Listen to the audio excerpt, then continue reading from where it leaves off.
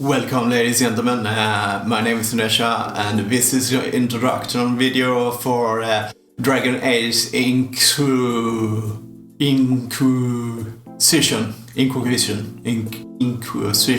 I tried to learn to pronounce that word, but it didn't work at all. So I will actually refer this game for Dragon Age 3. And actually, I will do this game not as a let's play. I will do it like a journal. I will show you parts what I'm doing once or twice a week. I will cut together content, what's going to happen in the game and what I've done and so on. Because if I have to do a let's play of this game, it will actually I count 150 hours gameplay. And if you divide that with 3, so for 20 minutes episode, that will be 450 episodes, and I don't think anyone will have the patience to see that, and I won't have the patience to record all that stuff, and it probably will suffer, so I will cut it together. So let me tell you guys about the general idea I want to do with this series. I'm gonna play a dwarf, of course a surface dwarf that has left the criminal culture, so it will be pragmatic. So if we can get money, we will do it, whatever we do. So he will actually, his motivations will be mostly about money, of course, because he's on the surface, and most dwarves like to live in the underworld, and he will be a little bit evil, and he will do stuff because it fits him, not so much about, he's not the only moral he will have is that money is he is a bottom liner, so he cares about the money and getting stuff, so that's how I'm gonna play him. This is an introduction to this series, and in this episode we will create your character, and we will start with Dragon Age Keep, or what is it called? I don't know. But where you can make your own world, and old world state can be looked on, so we can modify the world from the earlier games, all the decisions we have taken. And I will probably make it a world that is a little bit evil, stuff has gone wrong and so on. So because it's interesting, because I don't want to play a good character, I want to play a pragmatic character, and I want the state of the world to reflect it. So I will create a world where stuff has gone wrong, and he maybe will save the whole world, but that wouldn't be his goal. He's probably doing it for his own benefit. And I will name my dwarf Pug. Pug. It's a good dwarf, just Pug. He's ugly. Like a pug. Pug. Pugly. Why did I do that? I don't know. Okay, so let's go to Dragon Age Keep and start a world, and after that I will jump right into the character customization, and I will design my dwarf, its looks and so on. So we're gonna spend some time doing that. You won't see it everything, I will cut it down, but after all, we are gonna spend a lot of time with Pug, and I hope you will join me in this journal of my adventures in Dragon Age Inquisition. Was that right? I don't know. Stupid word. Let's go to the character customization. Well, ladies and gentlemen, let's proceed and see what's happened. And we are loading the keep settings now. Okay, this is one of the most confusing. I don't want her as active, and I don't want Garrett is probably evil. I want him one of my evil ones. How do I do that? Oh, choose this hero. Okay, cool. I can choose who I want now. And I want my Saruman. Okay, choose this hero. Okay, let's use him. Of course, we recruited the dog. I always wonder what happened if you got a baby.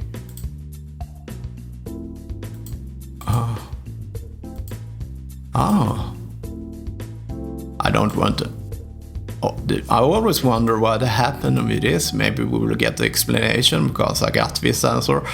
So Morgan, that's cool.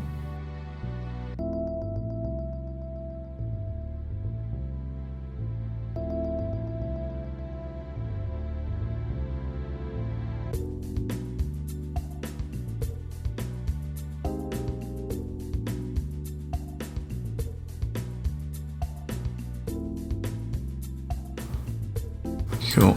We are done with Dragon Age Origins. And oh my god, how much I need to go over. Oh, finally I'm almost done.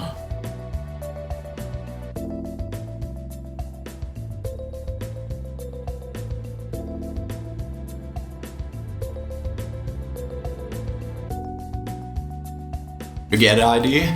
It was like 300 options.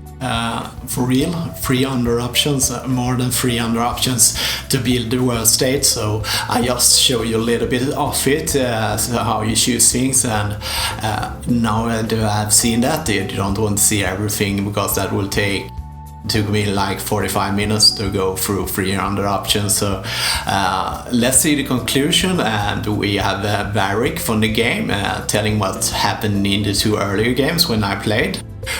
So check this out. If you believe the stories, mankind's pride gave rise to the Darkspawn. Countless in number and toxic to all life, Darkspawn search endlessly for an archdemon. When they find one, Darkspawn armies surge up from their corrupt barrows beneath the ground, and a blight begins. Grey Wardens are the only warriors capable of destroying an archdemon, and history always honors the one who sacrifices all to kill the beast. In the 5th Blight, the Warden was the hero of Ferelden. Youngest child of Ferelden's powerful Terran Cousland. Betrayal saw the Cousland's ancestral castle burn, and the Terran and his wife slain. Duncan, a Grey Warden, helped the young noble escape to a new life with the Wardens. The allied Ferelden and Grey Warden forces met in Ostagar, where King Kaelin's armies and a host of Wardens gathered, ready to destroy the Darkspawn. But valor turned to despair as Loghain betrayed his king. Kaelin's forces were slaughtered, and the South was lost. The hero, now a full-fledged Grey Warden, survived with the aid of Flemeth, the mysterious Witch of the Wilds. Joined by Flemeth's daughter, Morrigan, and a Grey Warden named Alistair, the hero set out to build an army strong enough to abolish the Blight. With the traitorous Loghain now seated on Ferelden's throne, the Warden sought help from the influential Arl Eamon of Redcliffe. However, they arrived in Redcliffe to find the town under siege. As each night, undead rose in waves and assailed the battered village. With the hero's help, the people of Redcliffe stood fast against the undead horde. The Wardens reached Arl Eamon's castle only to find the Arl lying at the edge of death, and his court fallen into madness. To save his father's life, Eamon's young son, Connor, had made a deal with a demon, and quickly fallen victim to its possession. Connor's life was sacrificed to end the demonic threat to Redcliffe. But deals with demons are never straightforward. The demon agreed only to save Eamon's life, not restore him to health. Arl Eamon needed a miracle to recover. The hero located an urn containing the sacred ashes of Andraste, which were said to cure any ailment. The urn was protected by ancient traps, tests of will, and a dragon-worshipping cult that wanted to twist the urn's power to its own ends. The cultists encouraged the hero to profane the ashes with dragon's blood, which caused the urn and its contents to shatter. With a pinch of the ashes, the hero restored the Arl to health. Informed of Loghain's treachery, Eamon swore his political and military support. The circles of Magi are bound by oath to aid the Grey Wardens in times of blight. However, Lake Calenhad's tower could offer little help. One of its mages, Uldred, had become possessed by a pride demon and was twisting other circle mages into abominations. The hero brought the tower under control using the right of annulment to eliminate every mage. Grateful for the help, the tower's Templars joined the Warden's army. The allies gained at the Circle were not the only soldiers to join the Warden's forces, however. Dalish elves don't usually make alliances, but even deep hatred can be set aside in the face of oblivion. An ancient curse was destroying Ferelden's largest Dalish clans, turning the elves into werewolves. Zathrian, the clan's keeper, claimed that the cure required the heart of the great wolf, Witherfang. Years before, Zathrain himself had afflicted a group of humans with the curse that now ravaged his clan. As long as he lived, the curse endured. Swayed by the pleas of the Lady of the Forest, the hero eliminated the Dalish and gained the werewolves as allies. Blights may happen hundreds of years apart, but the dwarves who live below the surface of Thedas fight Darkspawn every day. No one is better schooled in battling Darkspawn than the warriors of Orzammar, except perhaps their allies of old, the Grey Wardens. The hero arrived in Orzammar in the wake of King Endrin's death to find political factions fighting for control of the dwarven capital.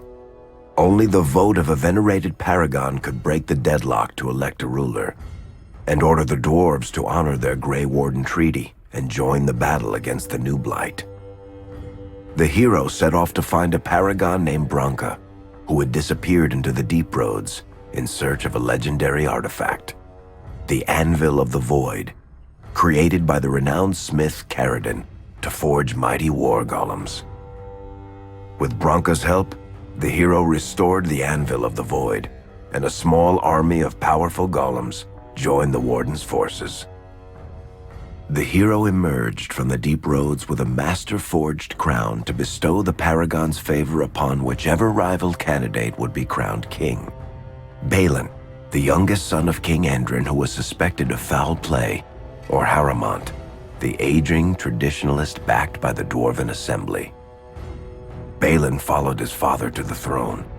He leads with a ruthless but progressive hand, seeking to re-establish ties to the surface kingdoms. With Dwarden's strength now bolstering the Warden's army, the hero had to deal with Loghain so Ferelden could stand unified against the Darkspawn before the Blight swallowed the world. The kingdom of Ferelden stood divided. While some nobles supported Loghain's regency, others condemned his inaction against the Darkspawn. Civil war brewed, and Arl Eamon called a landsmeet in hopes of curtailing the conflict and removing Loghain from the throne. Alistair ended Loghain's life in the name of justice for the Wardens who died at Ostagar. As the Warden's united army massed in Redcliffe, the Darkspawn overran Denerim, laying siege to Ferelden's capital city. The hero's army fought valiantly through Denerim and broke the Darkspawn siege.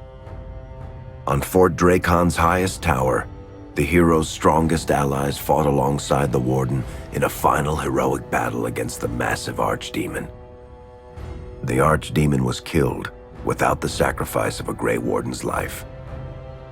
With no Archdemon to lead them, the Darkspawn scattered. Most fled underground, still teeming in number and always seeking a new Archdemon to awaken. The shattered kingdom of Ferelden embarked on a long journey to recovery. In the Blight's aftermath, strong leadership was crucial. Honora McTeer, daughter of Loghain and widow of Kaelin, married the hero, uniting two of the most powerful families in Ferelden in rule. Ferelden still stands, as obstinate and resolute as the Dog Lords ever are, but the events of the Fifth Blight loom over it as the nation rebuilds. For people across Thedas, legends of the hero of Ferelden remain the nation's brightest beacons of hope during its darkest times. It all began in Kirkwall, the fall of Knight Commander Meredith, the Kunari Uprising, and of course, the Chantry's destruction and the onset of Mage Rebellion. one person always stood amidst the swirling chaos: Hawk, the champion of Kirkwall. The Hawk family fled Lothering, refugees from the Blight. Leandra, mother of the champion, and siblings Bethany and Carver, hoped to find refuge at her family's estate in Kirkwall, far to the north. As a mage with a family legacy of magic on both sides, Hawk naturally became involved in the events that ultimately led to the Mage Rebellion. The Hawks escaped the Blight with the help of Aveline Valen, a warrior and family friend. It's said that the family was also aided by Flemeth, the notorious witch of the wilds. Hawk's sister Bethany never reached the Free Marches. She was killed by Darkspawn while defending her family. The family's first years in Kirkwall were difficult. Leandra's brother Gamlin had lost the family fortune. The Hawks lived in poverty, forced to indenture themselves in return for entrance to the city. To pay off the debt, Hawk was forced to work for a gang of smugglers. All the while, Hawk and Carver did their best to hide Hawk's magic from the Templars. Opportunity eventually struck in the form of a dwarf named Bartrand Tethras, who was planning an expedition to the Deep Roads. It was a long shot, but with gold gained from the expedition, Hawk could free the family from its criminal creditors and further Templar scrutiny. Hawk met a rogue Grey Warden named Anders, who possessed detailed maps of the Deep Roads. These maps were crucial to the expedition's success. Once Hawk obtained them, everything else fell quickly into place. Out of concern for his safety, Hawk insisted that Carver stay in Kirkwall rather than accompany the expedition. Hawk did find ancient dwarven treasure, but the group also stumbled upon a statuette formed from a strange red lyrium. Upon returning to the surface, Hawk learned that Carver had joined the Templars, pursuing his own fate instead of living in his sibling's shadow. The gold Hawk recovered from the Deep Roads brought back Leandra's stately childhood home in Hightown. The Hawks had barely settled into their new home when Leandra was murdered, a deeply sinister and twisted killing. Hawk hunted down Quentin, the blood mage responsible, but could not prevent Leandra's death. Leandra's tragic death was part of a critical problem facing Kirkwall: rising tension between the city's mages, who felt increasingly oppressed, and Templars, who grew increasingly suspicious of their activities. Adding to the strain, a large contingent of Qunari had also established themselves in Kirkwall, much to the growing discomfort of the city's rulers. After their dreadnought was shipwrecked many years before, a group of stranded Qunari were allowed to remain in a cordoned-off area in Lowtown. As time passed, the Qunari made no effort to return home, and offered no explanation about why they remained. Tensions rose to a breaking point. Revered Mother Patrice, convinced the Qunari were a threat to the Chantry's faith, incited violence between the Qunari and the Kirkwall populace. Hawk knew that Patrice would bring about unnecessary conflict. Though the champion tried to stop her, Patrice orchestrated the murder of Seamus Dumar, a Viscount's son and a recent convert to the Qun. When her crime was discovered, a Qunari assassin killed her. After Seamus was murdered, the Arishok of the Qunari group lost patience with the humans of Kirkwall. They would now submit to the Qun or die. The Qunari struck hard and fast. They took the palace in Hightown and beheaded the Viscount to immediately quash any resistance. Aided by Knight Commander Meredith and First Enchanter Orsino, Hawk reached the palace and stood toe-to-toe with the fearsome Qunari leader. Hawk fought the Qunari leader. The fierce battle resulted in the Arishok's death and the liberation of Kirkwall from its brief occupation. The Qunari quickly withdrew from the city entirely. Hawk saved Kirkwall and earned the grudging respect of the city's Templars, mages, and nobility, along with the title that history remembers: the Champion of Kirkwall. Kirkwall's problems were still not over, however. After Viscount Dumar's death, Knight Commander Meredith took power and blocked all attempts to appoint a new Viscount. Under Meredith's command, the Templars tightened their grip on the mages, planning to suppress what Meredith saw as a growing rebellion.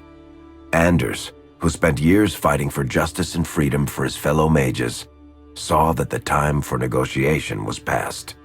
He destroyed Kirkwall's chantry, killing hundreds, including Grand Cleric Elthina. This single act began a rebellion that spread from circle to circle, until all circles of Magi had risen up in defiance against chantry rule. There was no forgiveness for what Anders had done, and he asked for death at Hawk's hands.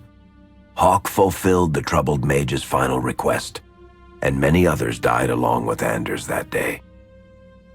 Fighting spread swiftly through the city. Some mages rebelled openly, many of them succumbing to possession. Templars turned their swords on mages who rebelled and on those who did not. As First Enchanter Orsino refused to bend to the Templars, Knight Commander Meredith demanded that every mage in Kirkwall be put to the sword. The Templars found an ally in the champion, who fought alongside them to quash the rebellious mages.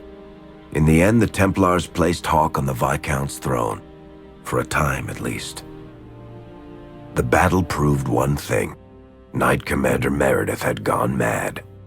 Hawk saw the truth of it when Meredith unsheathed her sword, and the red lyrium idol from the deep roads was embedded within it. The blade fueled her hatred and paranoia, as it had for months. After a horrific battle, the red lyrium of the Knight Commander's sword consumed her as she died. Meredith became a statue, her face a frozen mask of horror. Little is known of the champion since that final battle. However, Hawk's story lives on in legend and song. Memories of the indelible changes the champion of Kirkwall brought to the face of Thedas. And now we'll begin with character customization, and Pug will be ugly, you will see here. And so let's go to making of Pug. Okay, let's try this. I want to be a dwarf, not a male dwarf, and a rogue, and Nightmare from Masochist and the Truly Mad. It doesn't get more challenging than this. I'm truly mad and I like to hurt myself, so this is it. Okay, cool. The dwarves of the blah blah. It's imported. Okay, cool. And confirm.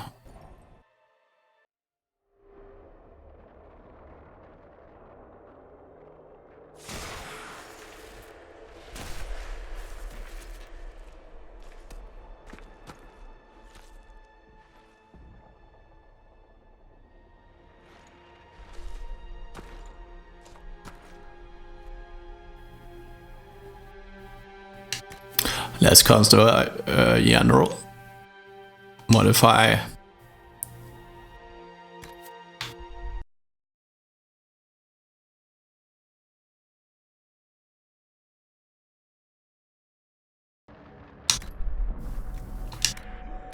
Let's hear. You've heard? As long as the job gets done. Okay, I like that one.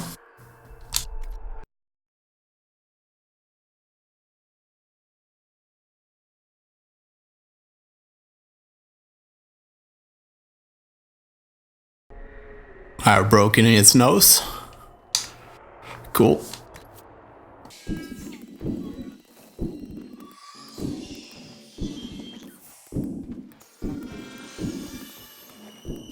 I took away the beard so I can easily see what I'm damaging him.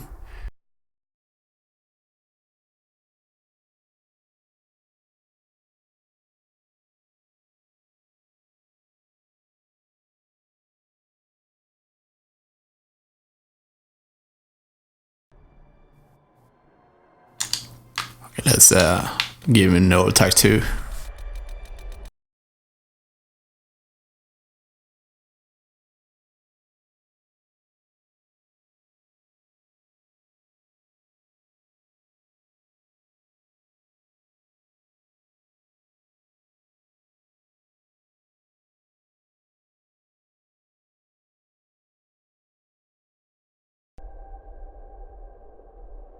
Okay, I think he is done.